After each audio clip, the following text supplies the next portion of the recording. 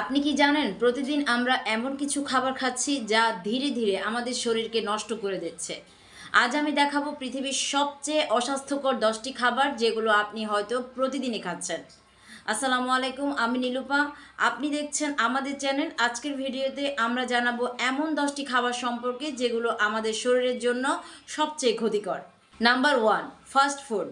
Burger, fried chicken এবং French fry খেতে যতই মজা হোক, এতে থাকে অতিরিক্ত তেল আর ক্যালোরি, যা দ্রুত ওজন বাড়ায় এবং হার্টের রোগের ঝুঁকি বাড়ায়। Number 2, soft drinks. এক বোতল কোমল পানীয় মানে প্রচুর চিনি। এটি নিয়মিত খেলে ডায়াবেটিস এবং দাঁতের ক্ষতি হতে পারে। নাম্বার 3, প্যাকেটজাত চিপস। চিপসের মধ্যে থাকে ট্রান্স ফ্যাট এবং অতিরিক্ত লবণ, যা হার্টের জন্য খুবই ক্ষতিকর।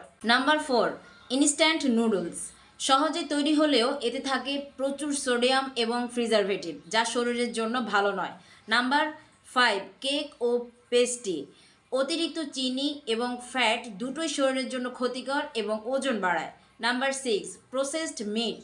সসেস বা সালামির মতো খাবারগুলো দীর্ঘমেয়াদী ক্যান্সারের ঝুঁকি বাড়াতে পারে।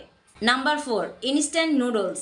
সহজে তৈরি হলেও এতে থাকে প্রচুর সোডিয়াম এবং প্রিজারভেটিভ, যা শরীরের জন্য ভালো নয়।